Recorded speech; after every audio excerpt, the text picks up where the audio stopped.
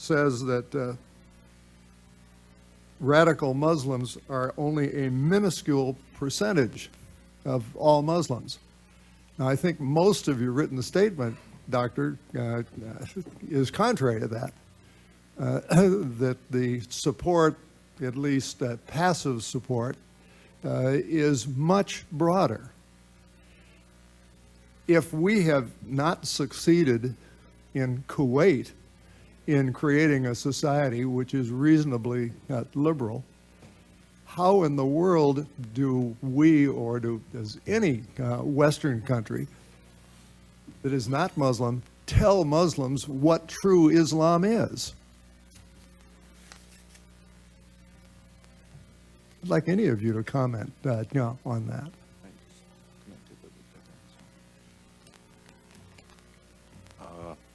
Just because I was recently in Kuwait and I followed the elections and all of that, probably I can say something about this. Sir, one of the main lessons from the Kuwaiti elections is that, one, the Muslim Brotherhood lost and gained only 2 seats. And some Salafi radicals, yes, won. The jihadist group certainly won seats, especially the Walid al-Tabtabai and others who are very much anti-US. But it is very important to understand in this context that Kuwait, compared to the neighborhood, at least women in Kuwait, I saw them driving their cars and running around. Yes, they did not get the suffrage. The Emir of Kuwait put out a request for the parliament last time, and again the Islamist radical forces clamped down on this, and women could not get the vote. But it is very important throughout the Middle East, not Kuwait alone. One thing that we are not getting thus far, whether it is in Iraq or Egypt or Saudi Arabia or Kuwait, is that we need to hear gratitude for what we do in that part of the world. In fact, governments are unable to come forth and say we are friends of the United States. And I think our problems throughout the Middle East is really about an approach that's developed over the years, that somehow we tolerate Arab leaders telling us something in private rooms and let them deal with their public the way they want. It is the story of eccentric and violent ideas spouting in the fertile ground of political and social turmoil. It is the story of an organization poised to seize its historical moment. How did Osama bin Laden, with his call for the indiscriminate killing of Americans, win thousands of followers and some degree of approval from millions more? The history, culture, and body of beliefs from which bin Laden has shaped and spread his message are largely unknown to many Americans. Seizing on symbols of Islam's past greatness, he promises to restore pride to people who consider themselves the victims of successive foreign masters. He uses cultural and religious allusions to the Holy Quran and some of its interpreters. He appeals to people disoriented by cyclonic change as they confront modernity and globalization. His rhetoric selectively draws from multiple sources: Islam, history, and the region's political and economic malaise. He also stresses grievances against the United States, widely shared in the Muslim world. He inveighed against the presence of U.S. troops in Saudi Arabia, the home of Islam's holiest sites. He spoke of the suffering of the Iraqi people as a result of sanctions imposed after the Gulf War, and he protested U.S. support of Israel. Islam, a word that literally means surrender to the will of God, arose in Arabia with that what Muslims believe are a series of revelations to the Prophet Muhammad from the one and only God, the God of Abraham and of Jesus. These revelations conveyed by the angel Gabriel are recorded in the Quran. Muslims believe that these revelations given to the greatest and last of a chain of prophets stretching from Abraham through Jesus complete God's message to humanity. The Hadith, which recounts Muhammad's sayings and deeds as recorded by his contemporaries, are another fundamental source. Third key element is the Sharia, a code of law derived from the Quran and the Hadith. Islam is divided into two main branches, Sunni and Shia. Soon after the Prophet's death, the question of choosing a new leader or caliph for the Muslim community or Ummah arose. Initially, his successors could be drawn from the Prophet's contemporaries, but with time, this was no longer possible.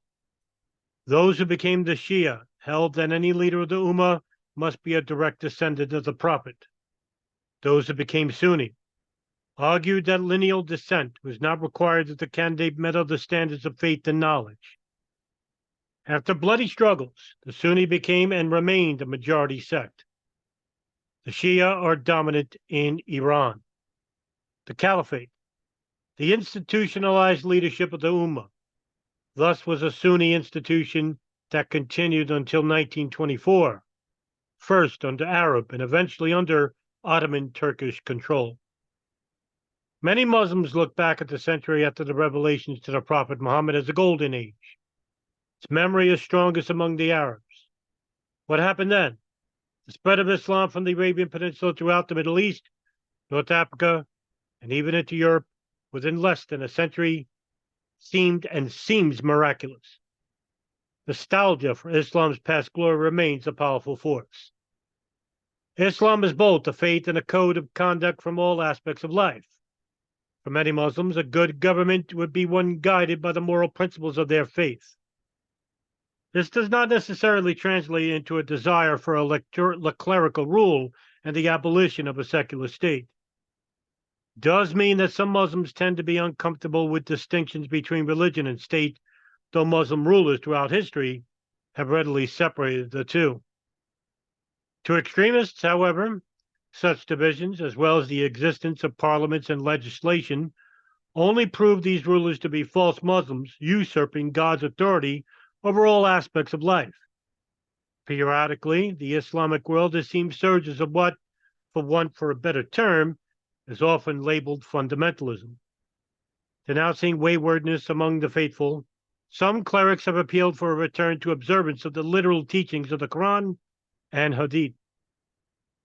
One scholar from the 14th century, for whom bin Laden selectively quotes Ibn Taymiyyah, condemned both corrupt rulers and the clerics who failed to criticize them. He urged Muslims to read the Quran and the Hadith for themselves, not to depend solely on learned interpreters like himself, but to hold one another to account for the quality of their observance. The extreme Islamist version of history blames the decline for Islam's golden age on the rulers and people who turned away from the true path of their religion, thereby leaving Islam vulnerable to encroaching foreign powers eager enough to steal their land, wealth, and even their souls. Despite his claims to universal leadership, Osama bin Laden offers an extreme view of Islamic history designed to appeal mainly to Arabs and Sunnis. He draws on fundamentalists who blamed the eventual destruction of the caliphate on leaders who abandoned the pure path of religious devotion. He repeatedly calls on his followers to embrace martyrdom, since the walls of oppression and humiliation cannot be demolished except in a rain of bullets. For those yearning for a lost sense of order in the older, more tranquil world, he offers his caliphate as an imagined alternative to today's uncertainty. For others, he offers simplistic conspiracies to explain their world. Bin Laden also relies heavily on the Egyptian writer Sayyid Qutb, a member of the Muslim Brotherhood executed in 1966 on charges of attempting to overthrow the government. Qutb mixed Islamic scholarship with a very superficial acquaintance with Western history and thought. Sent by the Egyptian government to study in the United States in late 1940s, Qutb returned with an enormous loathing of Western society and history. He dismissed Western achievements as entirely material, arguing that Western society possesses nothing that will satisfy its own conscience and justify its existence. Three basic themes emerge from Qutb's writings. First, claimed that the world was beset with barbarism, licentiousness, and unbelief, a condition he called Jalaliya, the religious term for the period of ignorance prior to the revelations given to the Prophet Muhammad. Qutb argued that humans can only choose between Islam and Jalaliya. Second, he warned that more people, including Muslims, were attracted to Jalaliya and its material comforts than to his view of Islam. Jahiliyyah could therefore triumph over Islam. Third, no middle ground exists in what Qutb conceived as a struggle between God and Satan. All Muslims, as he defined them, therefore must take up arms in this fight. Any Muslim who rejects his ideas is just one more non-believer worthy of destruction. Bin Laden shares Qutb's stark view, permitting him and his followers to nationalize and rationalize even unprovoked mass murder as righteous defense of an embattled faith. Many Americans have wondered, why do they hate us? Some also ask, what can we do to stop these attacks? Laden and al-Qaeda had given answers to both these questions. To the first, they say that America had attacked Islam. America is responsible for all conflicts involving Muslims. Thus, Americans are blamed when Israelis fight with Palestinians, when Russians fight with Chechens, when Indians fight with Kashmiri Muslims, when the Philippine government fights ethnic Muslims in its southern islands. America is also responsible for the governments of Muslim countries derided by al-Qaeda as your agents. Bin Laden has stated flatly, our fight against these governments is not separate from our fight against you. These charges found a ready audience among millions of Arabs and Muslims angry at the United States because of issues ranging from Iraq to Palestine to America's support for their country's repressive rulers. Bin Laden's agreements with the United States may have stated in reaction to specific U.S. policies, but it quickly became far deeper. To the second question, what America could do, al-Qaeda's answer was that America should abandon the Middle East, convert to Islam, and end the immorality and godlessness of its society and culture. It is saddening to tell you that you are the worst civilization witnessed by the history of mankind. If the United States did not comply, it would be at war with the Islamic notion, a notion that al-Qaeda's leaders said derives death more than you desire life. Few fundamentalist movements in the Islamic world gained lasting political power. In the 19th and 20th centuries, fundamentalists helped articulate anti-colonial grievances, but played little role in the overwhelmingly secular struggles for independence after World War I. Western educated lawyers, soldiers, and officials led most independence movements, and clerical influence and traditional culture were seen as obstacles to national progress. After gaining independence from Western powers following World War II, the Arab Middle East followed an arc from initial pride and optimism to today's mix of indifference, cynicism, and despair. In several countries, a dynastic state already existed or was quickly established under a paramount tribal family. Monarchies in countries such as Saudi Arabia, Morocco, and Jordan still survive today. Those in Egypt, Libya, Iraq, and Yemen were eventually overthrown by secular nationalist revolutionaries. The secular regimes promised a glowing future, often tied to sweeping ideologies such as those promoted by Egyptian President Gamal Abdel Nasser's Arab socialism or the Ba'ath Party of Syria and Iraq that called for a single secular Arab state. However, what emerged were almost invariably autocratic regimes that were usually unwilling to tolerate any opposition, even in countries such as Egypt that had a parliamentary tradition. Over time, their policies, repression, rewards, immigration, and displacement of popular anger onto scapegoats, usually foreign, were shaped by the desire to cling to power. The bankruptcy of secular autocratic nationalism was evident across the Muslim world by the late 1970s. At the same time, these regimes had closed off nearly all paths for peaceful opposition, forcing their critics to choose silence, exile, or violent opposition. Iran's 1979 revolution swept a Shia theocracy into power. Its success encouraged Sunni fundamentalists elsewhere.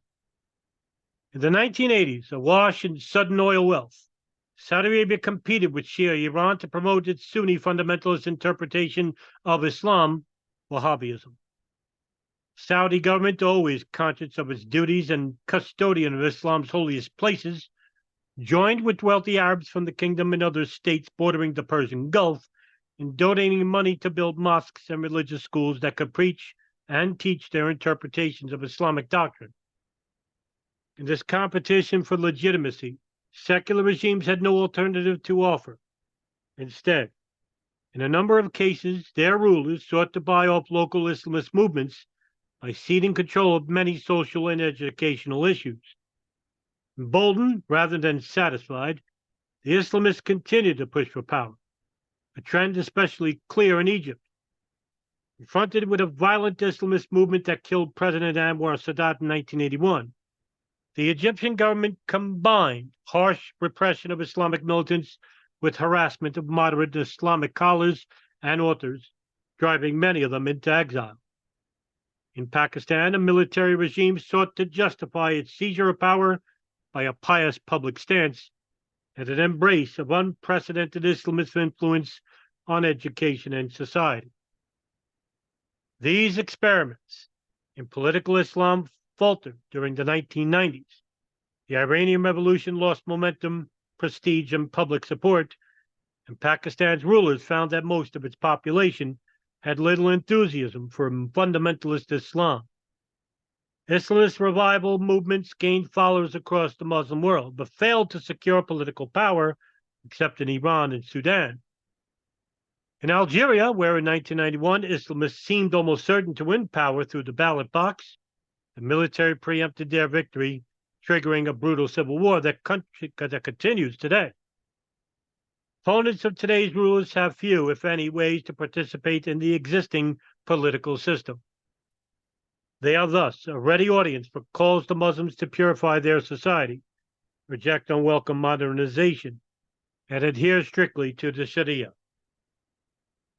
In the 1970s and early 1980s, an unprecedented flood of wealth led the then largely unmodernized oil states to attempt to shortcut decades of development. They funded huge infrastructure projects, vastly expanded education, and created subsidized social welfare programs. These programs established a worldwide spread feeding of entitlement without a corresponding sense of social obligations. By the late 1980s, diminishing oil revenues, the economic drain from many unprofitable development projects, and population growth made these entitlement programs unsustainable. The resulting cutbacks created enormous resentment among recipients who had come to see the government largesse as their right. This resentment was further stoked by public understanding of how much oil income had gone straight into the pockets of the rulers, their friends, and their helpers. Unlike the oil states or Afghanistan, where real economic development has barely begun, the other Arab nations and Pakistan once had seemed headed toward balanced modernization. The established commercial, financial, and industrial sectors in these states, supported by an entrepreneurial spirit and widespread understanding of free enterprise, augured well. But unprofitable heavy industry, state monopolies, and opaque bureaucracies slowly stifled growth. More importantly, these state-centered regimes placed their highest priority on preserving the elite grip on material wealth. Unwilling to foster dynamic economies that could create jobs attractive to educated young men, countries became economically stagnant and reliant on the safety valve of worker immigration either to the Arab world states or to the West. Furthermore, the repression and isolation of women in many Muslim countries have not only seriously limited individual opportunity, but also crippled overall economic productivity. By the 1990s, high birth rates and declining rates of infant mortality have produced a common problem throughout the Muslim world. A large, steadily increasing population of young men without any reasonable expectation of suitable or steady employment. A sure prescription for social turbulence. Many of these young men, such as the enormous number trained only in religious schools, lacked the skills needed by their societies. Far more acquired valuable skills, but lived in a stagnant economies that could not generate satisfying jobs. Millions pursuing secular as well as religious studies were products of educational systems that generally devoted little, if any, attention to the rest of the world throughout history and culture. The secular education reflected a strong cultural preference for technical fields over the humanities and social sciences. Frustrated in their search for a decent living, unable to benefit from an education often obtained at the cost of great family sacrifice, and blocked from starting families of their own, some of these young men were easy targets for radicalization. Most Muslims prefer a peaceful and inclusive vision of their faith, not the violent sectarianism of bin Laden. Among Arabs, bin Laden's followers are commonly nicknamed takfiri, or those who define other Muslims as unbelievers because of their readiness to demonize and murder those with whom they disagree. Beyond the theology lies the simple human fact that most Muslims, like most other human beings, are repelled by mass murder and barbarism, whatever their justification. All Americans must recognize that the face of terror is not the true face of Islam, President Bush observed. Islam is a faith that brings comfort to 1 billion people around the world. Other extremists had and have followings of their own, but in appealing to societies full of discontent, bin Laden remained credible as other leaders and symbols faded. He could stand as a symbol of resistance, above all, resistance to the West and to America. By 1998, bin Laden had a distinctive appeal as he focused on attacking America. He argued that other extremists who aimed at local rulers or Israel did not go far enough. They had not taken on what he called the head of the snake. Finally, bin Laden had another advantage, a substantial worldwide organization. By the time he issued his 1998 February declaration of war, bin Laden had nurtured that organization for nearly 10 years. He could attract, train, and use recruits for ever more ambitious attacks, rallying new adherents with each demonstration that this was his movement of the future.